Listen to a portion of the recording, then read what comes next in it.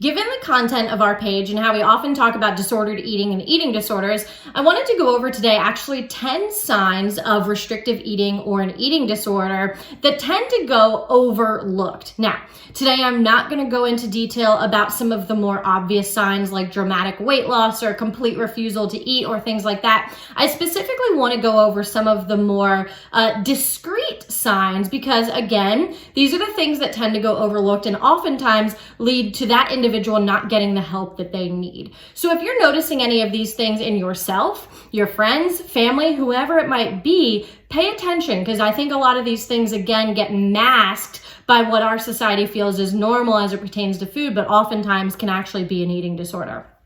So number one is a preoccupation with food, weight, calories, grams in things, etc. So oftentimes what people will notice when it's an eating disorder is that this person all of a sudden starts reading all of these food labels. And they're like, ooh, how many grams are in this? Or how many grams are in that? Now, not saying that every single person who reads a food label has an eating disorder, but oftentimes this is a sign because the person is concerned that maybe it's too much fat for what they think is appropriate, etc.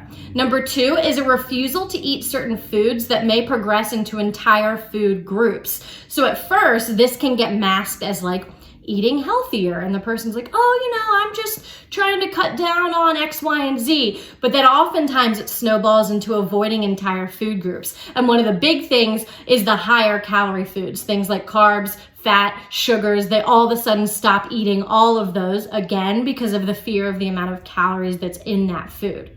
Number three, and I've mentioned this before in other videos, is like the bloating, constipation, abdominal pain. That can actually be from being under fueled. Go check out our other video on that if you're curious, but that can be from under eating. It doesn't always mean that it's some sort of food intolerance. It could actually just be from restriction. Number four, now this one is one that very often goes overlooked, and this is actually denying feeling hungry. And what I mean by that is if you're noticing that, again, yourself, your friend, your family member, you're sitting down to eat a meal, and more often than not, they're like, I'm just not that hungry, and either they had a couple bites or they didn't eat anything, that can be concerning. Now, of course, if that happens every so often, no big deal. But if you're noticing that as a trend, a lot of times that's avoidance. That's them avoiding eating that meal, and so they just say that they're not hungry. Another thing as it pertains to meal times is actually developing food rituals. So this one can manifest in a lot of different ways, but in some ways that can be is that they eat food in a certain order on their plate. You notice that they'll only eat things in a certain order. You may notice too that they cut things up into very small pieces or take very, very tiny bites or push food around on their plate. You also may notice that they, this is a little bit different, but you may notice that when they cook or when you cook for them or you cook for yourself, they're questioning a lot about what's in it. Now, I know that's not necessarily a ritual, but part of the reason is because it's going to help them decide what they are or are not going to eat on the plate if they think that you cooked one of the items with too much fat or whatever it might be. So yeah, some rituals there. Some other things you might notice is even like excessive chewing. So chewing excessively can actually be a sign of an eating disorder. Number six, cooking meals for others, but without eating it themselves. Or on this same note, they may eat the meal, but they've taken full control in the kitchen. Now, that's not to say that every single person who starts to learn how to cook or wants to be more involved in the kitchen has an eating disorder, but it is very common for people with an eating disorder to want to be involved in the kitchen or do all of the cooking because again, they can control what's going into that food. So they can control how much oil they cook with or how much, butter they put in this recipe, etc. And then back to the not eating it, and a very common thing that we see is actually that someone will cook or bake for other people, but they never eat what they cooked or baked. Number seven is unusual food combinations. So what you may notice is that people start using condiments that have no calories, like mustard or vinegars or things like that that just seem like a little bit weird to add to things. What you also may notice specifically is salads. They don't put dressing on their salad anymore when that's something they used to do, and instead they either don't put anything or just use hummus or something like that, right? Oftentimes that can be a sign.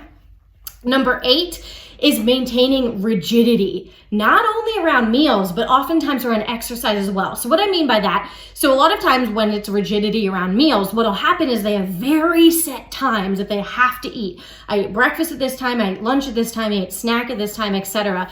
And you may think that's just their routine. But oftentimes when it's very, very rigid, that's actually signs of disordered eating. Same with exercise. If you're noticing that this person has a very rigid exercise schedule and will not miss a workout, that can be signs of obsessive exercise.